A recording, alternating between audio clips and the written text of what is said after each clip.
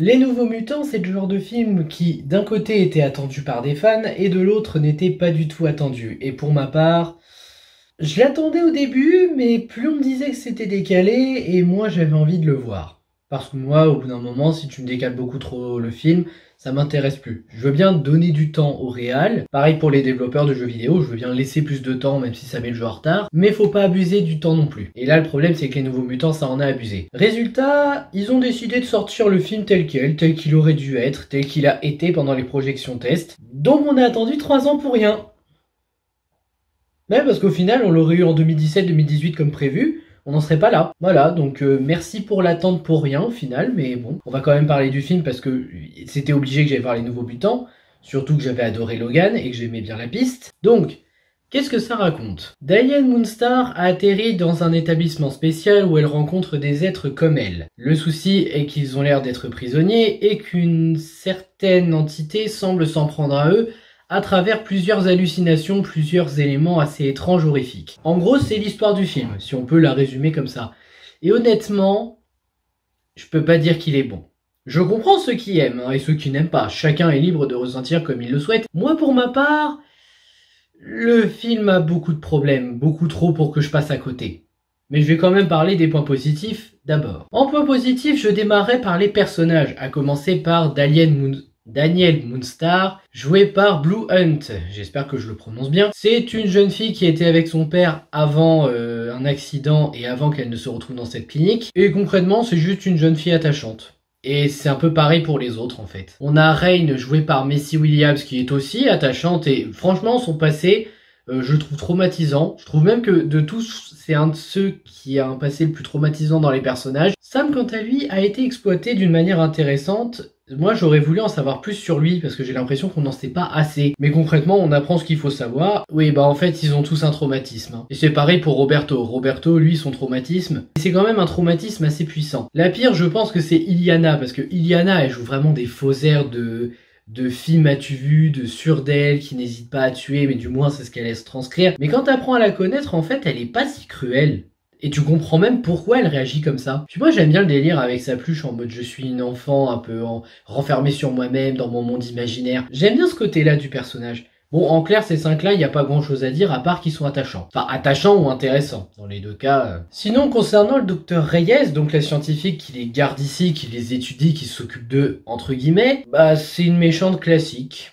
Mais d'un autre côté, voilà, pour un film comme ça où j'attendais rien, moi ça me va très bien. C'est une méchante classique qui est en mode je vous garde ici et tu le sais très bien en fait, tu le devines ultra facilement. C'est pas parfait bien sûr, mais je laisse couler, j'ai vu pire. Puis bon, vaut mieux une raison comme ça classique plutôt que le coup du c'est pour l'argent. Sauf s'il y a une raison secondaire derrière de cet argent, mais bon. En termes de symbolisme, j'ai trouvé qu'il y avait des trucs assez efficaces. Par exemple, les scènes d'horreur en elles-mêmes. Alors, je parle pas du côté horreur, hein. Le côté horreur, il est raté, mais on va en parler après. Là, je parle seulement de ce que ça représente, en fait. Les traumatismes de leur passé, ces scènes horrifiques qu'ils vivent tous. Ça, je trouve l'idée vraiment bonne. Même dans le terme d'un film d'horreur raté, je trouve que dans l'idée, ça marche très bien. Dans l'exécution, c'est une autre histoire, par contre. On a des évolutions assez intéressantes, surtout pour Daniel en fait, parce que j'ai remarqué que le reste évolue pas des masses. Si on parle vraiment d'évolution pour tout le monde, c'est le coup d'accepter ce qu'ils ont fait et de se servir de leur pouvoir pour ne plus reproduire ces erreurs-là. Mais c'est probablement le seul truc qu'on retiendrait des évolutions. Il y a que Daniel que j'aime bien parce qu'elle, c'est vraiment une évolution en mode faut que je tourne la page par rapport à ce qui s'est passé. Parce qu'elle, elle est liée à ses traumatismes du passé.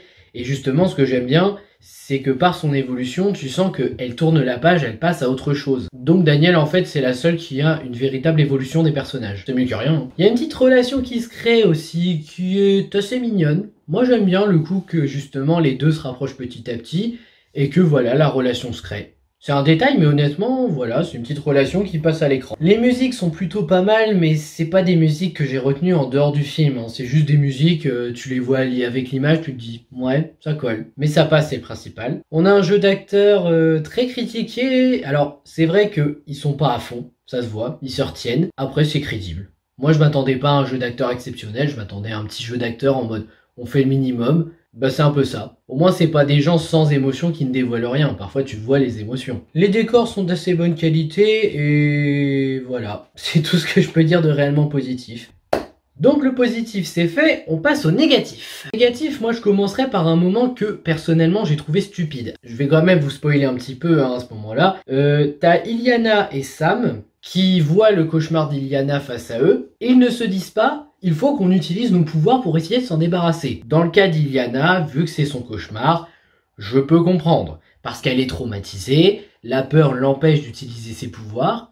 Mais Sam, il n'y a pas d'excuse. Au pire qu'il flippe un peu devant ça, ce qui a été montré, d'accord, mais vous pouvez pas me faire croire que le mec ne peut pas utiliser ses pouvoirs. Surtout qu'il a été montré qu'ils pouvaient utiliser leurs pouvoirs dans l'établissement. C'est juste qu'ils ne doivent pas parce qu'on leur interdit. Ouais non, là-dessus c'est pas terrible. Même Roberto, il se fait attaquer, il a le réflexe d'utiliser ses pouvoirs. Bah, Sam aurait dû faire comme lui, je suis désolé. C'est un détail, mais quand même, c'est un détail qui compte pour moi. Bon après c'est une scène, donc je vais pas râler. Mais moi j'aime pas les persos qui sont un petit peu stupides dans les films d'horreur. Et encore moins quand ce sont des imbéciles complets. Sinon, on en parle de l'isolement. Non, parce que concrètement, quand je vous dis isolement, vous pensez à quoi?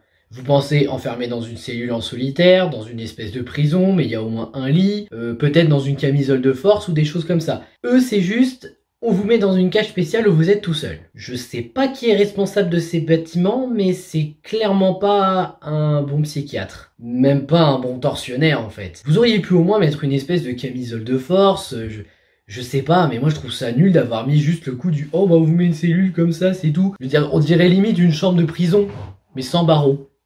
Et très isolé. Pour un truc d'isolement, franchement ça le fout mal. Hein. Après c'est isolement en VF, en VO je ne sais pas. Mais en VF c'est ça, et c'est pas très plaisant. Bon, concernant le prévisible, je vous jure que j'ai pas cherché à deviner avant tout le monde. Mais le problème c'est que dès le début du film, du moins quand elle arrive à l'établissement, il y a des trucs que j'ai réussi à deviner direct, comme les pouvoirs de Daniel. C'est un détail, mais je trouve ça dommage que quand tu devines le film, ça te gâche un peu le truc, et là c'est le cas en fait. J'ai deviné et ça m'a un petit peu gâché le truc. Vraiment regrettable. Parce qu'il y avait des capacités, hein. Vraiment, il y avait de très bonnes capacités. Mais malheureusement, bah... non, ça m'a pas convaincu parce que je savais déjà. Et non, je parlerai pas par rapport à la clinique, parce que ça, la bande-annonce nous l'avait déjà montré, ou sous-entendu, donc ça c'était un petit peu évident. Je ne parle pas de ça, je parle vraiment d'autres éléments du scénario qui n'étaient pas dans la BA, mais que j'ai réussi à deviner malgré tout, bien avant qu'on nous donne des indices. Il y a quelques effets de mise en scène que j'ai pas beaucoup aimé, comme par exemple le Eye Fish Camera. Alors je l'appelle Eye Fish parce qu'en fait c'est une caméra qui te donne la vue d'un poisson. C'est-à-dire le centre, vous savez, c'est limite bien zoomé, le reste c'est arrondi et c'est comme si c'était éloigné. C'est ça le Eye Fish. Sauf que là, ils ont utilisé ça pour une scène du passé avec Danny qui court dans la forêt. Danny, hein, pour ceux qui n'ont pas compris. Non, c'est pas malin d'avoir fait ça. Pourquoi tu t'es pas contenté d'un travelling normal? Je veux dire, le point de vue comme ça d'un poisson, ça serait passé par rapport à une caméra, mais une vraie caméra. Genre le point de vue des caméras dans les chambres, t'aurais mis ça, je t'aurais dit, je suis peut-être pas fan, mais là au moins ça fonctionne. Mais là, pour un flashback dans la forêt, je trouve que ça ne marche pas. Et l'autre élément de mise en scène que j'ai pas trop aimé, c'est un plan que je trouve de trop. C'est un plan qui est de travers avec une voiture qui fonce dessus limite en fait. C'est au tout début du film. Je crois qu'on avait compris l'apocalypse à travers la caméra tremblante. Il n'y avait pas besoin d'en rajouter avec ça. Après, ces deux moments-là, c'est des petits détails personnels qui me gênent pendant le visionnage. Ah pardon, oui, il y a un dernier effet que j'ai pas aimé. Le coup des nuages qui vont plus vite là. Alors, je sais pas le terme exact. Cependant, cet effet-là, c'est des effets qu'on retrouve dans des clips musicaux. C'est pas des effets qu'on retrouve dans un long métrage. Franchement, j'ai vu ça, je me suis dit, mais qu'est-ce qui se passe? Même pour montrer le temps qui passe, je trouve que ça ne passe pas. Après, encore une fois, détail personnel qui ne me correspond pas. C'est tout. La mise en scène d'action. Parce qu'autant la mise en scène classique, je trouve qu'il y a des idées. C'est pas parfait, mais il y a des idées. Alors que là, la mise en scène de l'action, c'est plat. Mais quand je dis que c'est plat, c'est vraiment plat. C'est plat et ultra classique. Et je dis ça parce que vous comparez à Dark Phoenix, qui est, je rappelle, un film d'un producteur, et donc le premier film en tant que réalisateur du producteur, il y avait quand même des scènes assez sympas en termes de mise en scène. Moi, je repense au moment où Jean Grey, elle s'occupe des 4 qui essaient de l'attaquer, là, les 4 aliens. Ça, c'était ça, c'était super sympa en termes de mise en scène. Là, il y a rien. C'est plat, il y a pratiquement pas de mouvement. C'est vraiment, je sais pas, mais en termes de mise en scène, je suis déçu dans l'action. Dans les scènes d'horreur, il a fait une bonne mise en scène. Mais dans l'action, non. Non, vraiment, c'est pas convaincant, là. Et aussi, l'horreur. Alors, l'horreur, moi, c'est pour ça que je voulais voir le film à la base. C'était vraiment pour le côté horrifique qui avait été vendu. Fan de films d'horreur que je suis. Mais là, l'horreur, c'est une catastrophe. Je veux dire, aucune scène ne fait peur. En termes de mise en scène, c'est pas mauvais encore une fois hein, sur le côté horrifique. Mais aucune, et je dis bien aucune scène ne fait peur. Quand tu vends un film d'horreur, ou du moins que tu veux que ça soit un film d'horreur, et que justement après tu vois qu'il fait peur à personne, je veux dire, personne n'a eu peur dans le cinéma. Hein. Même les gamins qui souvent font les malins en mode tu vas voir je vais pas avoir peur et qui lancent un cri. Même la nonne, j'ai entendu quelqu'un crier à un moment. Et j'ai vu des gens avoir peur. Bon, pas moi. Mais là, vraiment, personne n'avait peur. Il ne faisait pas peur, ce film. Pour un film d'horreur, ça le fout quand même un peu mal, hein. Les effets spéciaux, bah, bizarrement, je suis déçu des effets spéciaux. Je m'attendais pas à des trucs révolutionnaires, hein, pas au niveau d'Endgame, faut pas déconner. Mais est-ce que je suis le seul à avoir l'impression que les effets spéciaux sont moins bien faits que dans les précédents films X-Men? Je sais pas, moi j'ai vu les effets spéciaux, j'étais en mode... Ils sont un peu bizarres, les FX, non? Bon, ils ont quand même essayé, mais les FX, dans l'ensemble, ils sont... Mais il y a une jolie incohérence aussi que j'ai remarqué par rapport à Dani quand elle se prend pour la première fois de la barrière. Parce que elle se prend de la barrière, elle saigne du nez. Ok. Je crois qu'à la fin, avant qu'elle retourne à l'établissement, ce qu'on ne voit pas, mais elle a plus de sang. Et quand elle regarde l'horloge, elle a encore un peu de sang là. Légère incohérence. Pas un drame, mais moi je pense que c'est une légère incohérence. Ils ont tenté quelques blagues aussi vers la fin. Alors ça, je sais pas si c'était dans le film à la base. Bah normalement oui, vu que là c'est le film tel qu'il aurait dû être. Ce sont des blagues lourdes. Mais ça encore je peux pardonner parce que c'est deux petites blagues. Donc c'est pas un drame en fait. Il y a vraiment juste deux petites blagues de ce genre et après c'est bon. Et en termes de tension, je n'ai pas du tout été convaincu. Je n'ai pas eu vraiment peur une seule fois pour les personnages. C'est pas une blague, hein. Même Danielle, qui est pourtant un des personnages les plus attachants du film, j'ai pas réussi à avoir peur pour elle quand je la voyais en danger. Je sais pas, même avec le moins de 12 ans, j'avais envie d'y croire, mais je sais pas, non. Ça bloque. Bon bah là je finirai avec la partie spoil. En fait j'ai qu'une seule chose dont j'aimerais parler, c'est les pouvoirs de Danielle. Alors Danielle en fait elle a le pouvoir d'invoquer les cauchemars des autres si je comprends bien. Dans le sens où si elle connaît les histoires, elle arrive à les invoquer. Donc c'est même pas des illusions, hein, c'est les vrais.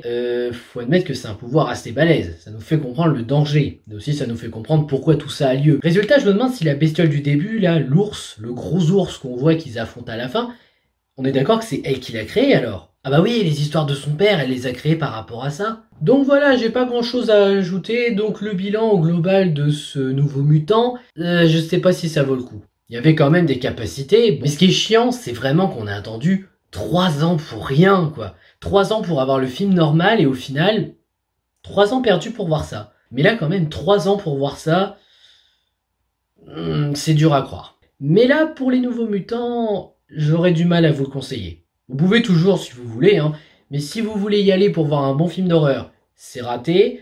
Si vous y allez juste pour voir un film comme ça, sans vous poser de questions, peut-être que là ça vous plaira. Mais bon, 10 € la place, vous allez quand même le sentir. Donc libre à vous de vous faire votre avis sur ce film. Moi personnellement, non, j'ai pas beaucoup aimé. Parce que je pense qu'on aurait pu faire bien mieux si on avait eu les fameux reshoots prévus, si Disney n'avait pas racheté la Fox aussi, parce qu'on oublie un peu ce détail. Mais vraiment, 3 ans d'attente pour ça, je suis un peu déçu. Je crois que c'est ça qui me déçoit le plus. Voilà, c'était mon avis sur les nouveaux mutants. J'espère que ça vous aura intéressé. N'hésitez pas à liker, à partager, à vous abonner et à me donner votre avis dans les commentaires. Et je vous dis à bientôt pour de prochaines vidéos. Ciao!